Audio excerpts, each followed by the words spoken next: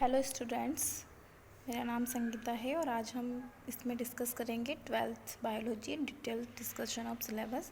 मतलब twelfth class biology का जो सिलेबस है उसको डिटेल में डिस्कस करेंगे वन बाय वन। फिर उसके बाद हम चैप्टर से स्टार्ट करेंगे।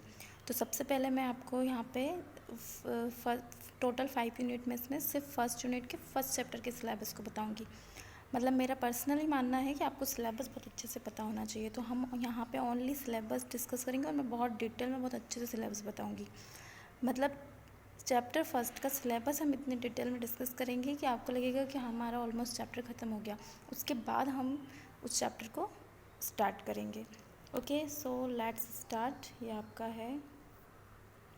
तो आपकी फ़र्स्ट यूनिट जो है वो रिप्रोडक्शन है। जब फर्स्ट यूनिट का नाम है रिप्रोडक्शन, जिसमें हमको 3 चैप्टर है और तीनों चैप्टर में रिप्रोडक्शन के बारे में पढ़ना है।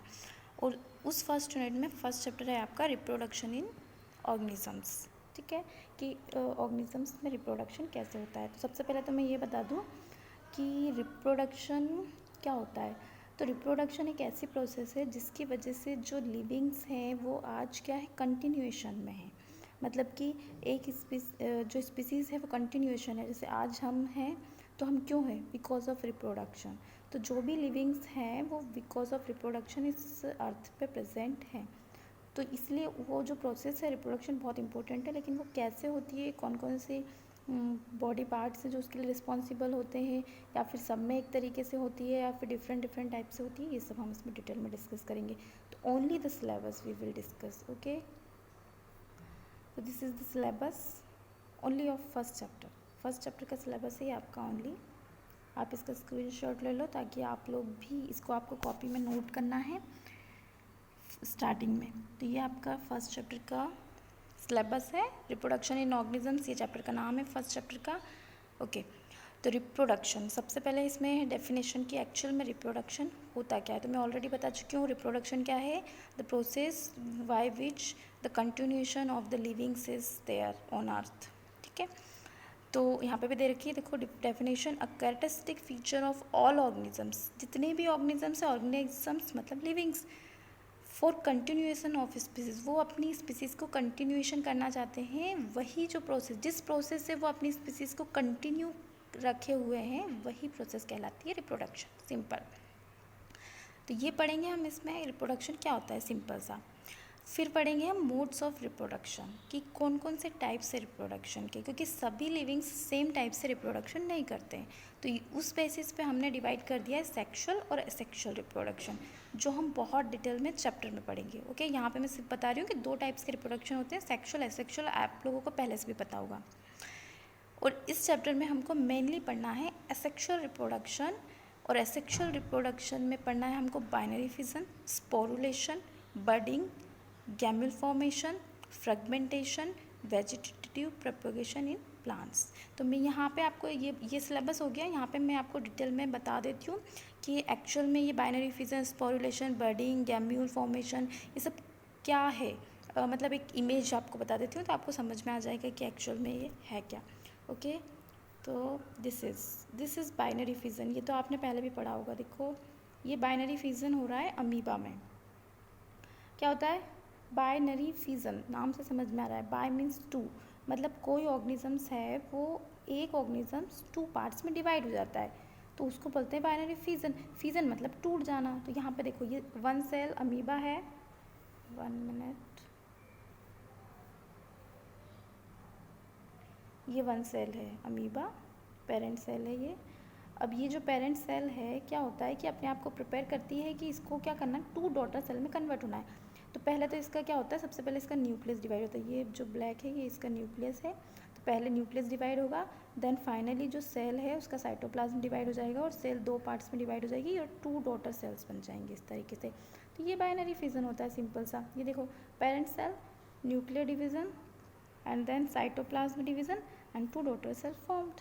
तो ये बाइनरी फिजन होता है। ये अमीबा का एग्जांपल लेके मैंने बताया है, तो आपको आई थिंक समझ में आ गया होगा कि बाइनरी फिजन क्या होता है।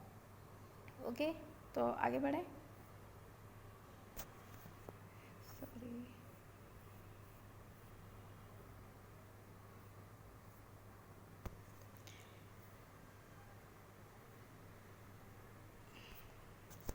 अगला है आपका बडिंग। देखो बडिंग आपको ऑलरेडी पता होगा, बडिंग होता है हाइड्रा में, ठीक है, हाइड्रा में होती है बडिंग। तो ये हाइड्रा है, क्या होता है कि इसमें क्या होता है, एक बर्ड, एक छोटा सा जो बर्ड है वो आपका निकलता है उस पेरेंट सेल में से। ये पेरेंट हाइड्रा है, ये छोटा सा आपको दिख रहा है, ये इसका बर्ड है। तो ये बर्ड यहाँ से निकल जाएगा।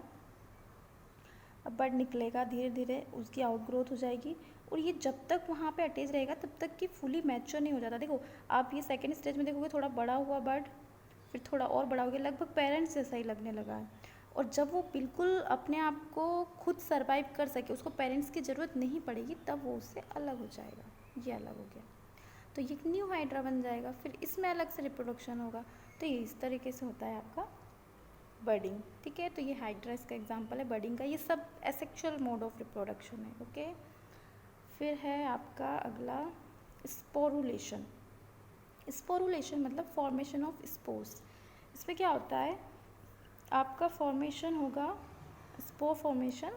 देखो ये आपका एक प्लांट है, ठीक है, और इस प्लांट में क्या होगा कि ये इसके छोटे छोटे से बलून लाइक स्ट्रक्चर्स होती हैं, इनको बोलते हैं स्पोरेंजिया। ये स्पोरेंजिया, अब स्पोरेंजिया जब मैच्योर हो जाते हैं तो ये इनके अंदर छोटे छोटे स्पोर हैं, छोटे छोटे से स्पोर्स होते हैं, ठीक है। अब क्या होता है, जब ये मैच्योर हो जाते हैं तो इस कंडीशन ये आ जाती है कि ये ब्रेक हो जाता है, बस्ट हो जाता है। बस्ट मतलब ब्रेक होना। देखो यहाँ पे बस्टिंग, ये ब्रेक हो जाता है, और जब ब्रेक होगा तो यहाँ से स्पोर्स निकल जाएंगे। अब जब ये स्पोर्स उड़ के जाएंगे ज़मीन पे, यहाँ पे इनको कोई फेवरेबल कंडीशन मिलेगी तो देन ये नया प्लांट बना लेंगे। तो ये इस तरीके से आपका बन जाएगा स्पोर फॉर्मेशन, ओके। अगला है आपका fragmentation. This is fragmentation, okay. क्या होता है फ्रेगमेंटेशन में, क्या होगा कि आपका जो ऑर्गेनिज्म है फ्रेगमेंट हो जाएगा। देखो ये पेरेंट है, ये एग्जांपल यहाँ पे प्लेनेरिया का लिया है, ये सिंगल पेरेंट बॉडी है। क्या होता है कि ऐसी फेवरेबल कंडीशन आती है कि ये जो प्लेनेरिया है अपने आप को ब्रेक कर लेता है अलग अलग पार्ट्स में। देखो इसने 3 पार्ट्स में अपने आप को ब्रेक कर लिया, तो एक से अब बनेंगे 3 प्लेनेरिया ये, और ये सेम ऐसे बन जाएंगे तीनों के तीनों। तो इस तरीके से आपके ऑर्गेनिज्म बन जाएंगे 3। तो ये फ्रेगमेंटेशन का मतलब होता है टूटना, और ये यहाँ पे टूट गए, फ्रेगमेंटेशन, सिंपल सा, ओके। तो ये आपका फ्रेगमेंटेशन हो गया। फ्रेगमेंटेशन के बाद है आपका गैम्यूल फॉर्मेशन। देखो गैम्यूल फॉर्मेशन क्या होता है कि ये होता है स्पॉन्जिला में एग्जांपल बताया है कि इस तरीके की एक बॉडी बनती है, ये इस तरीके की एक बॉडी बनती है, इसी पूरे को बोलते हैं गैम्यूल। क्या होता है कि ये पूरी बॉडी होती है, इसकी इनर मेम्ब्रेन स्पेकल्स होते हैं, इसमें ये आर्चोफाइट्स होता है, ये आर्चोसाइट्स सॉरी। तो ये जो है, ये बॉडी जो है, यही जब इसको फेवरेबल कंडीशन मिलती है तो ये न्यू प्लांट बना लेती है, ठीक है। तो गैम्यूल बनेगा तो ही न्यू प्लांट बनेगा, इसीलिए इस प्रोसेस का नाम है गैम्यूल फॉर्मेशन। ये एक इमेज बताए रखी है मैंने, ये किस तरीके से छोटे छोटे येलो कलर के दिख रहे हैं आपको, ये गैम्यूल है। तो ये जो गैम्यूल है इन्हीं से न्यू प्लांट बन जाता है, ये येलो कलर के जो दिखाई दे रहे हैं, ओके।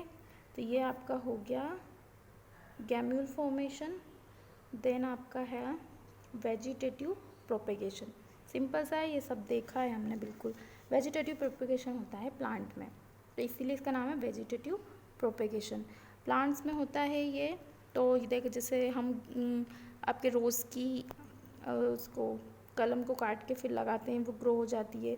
जैस्मीन देखा होगा आपने, ये सब वेजिटेटिव प्रोपेगेशन की एग्जांपल है। देखो इस तरीके से using plant cutting to reproduce plant from existing plant, एक अपने पहले से जो प्लांट है उससे नए प्लांट्स बनाना, वो एक वेजिटेटिव प्रोपेगेशन का एग्जांपल है। इसमें और भी एग्जांपल है, जैसे देखो ये आपका ये एग्जांपल है, जैसे पोटैटो होते हैं इस टाइप के, ये ज़मीन में लगा हुआ है और इसी में से न्यू शूट ग्रो हो जाती है, ये दिख रही है, ये ओल्ड स्टेम है, इस ओल्ड में से न्यू शूट बन जाती है, फिर न्यू शूट से न्यू प्लांट बन जाता है, स्वेल एंड रूट ट्यूबर है। अब इसके बाद देखो पोटैटो का बेस्ट एग्जांपल है, पोटैटो में जो ये आइज़ होती हैं, यहाँ से जितनी भी आइज़ होंगी ना, वहाँ से एक नया प्लांट ग्रो करेगा, वहाँ से रूट निकल जाएंगी और एक नया प्लांट बन जाएगा। तो ये सब एग्जांपल हैं किसके, वेजिटेटिव प्रोपेगेशन के। तो ये तुम्हारा फर्स्ट चैप्टर था और बिल्कुल आई थिंक समझ में आया होगा। यूँ समझ लो कि ऑलमोस्ट चैप्टर ख़त्म हो गया। इसी को डिटेल में डेफिनेशन पढ़नी है, समझना है। देख लो एक बार, ये आपका फर्स्ट चैप्टर, तो आई थिंक समझ में आया होगा। इस तो ये आपका फर्स्ट चैप्टर था। इस चैप्टर का आप स्क्रीनशॉट ले लो, इसका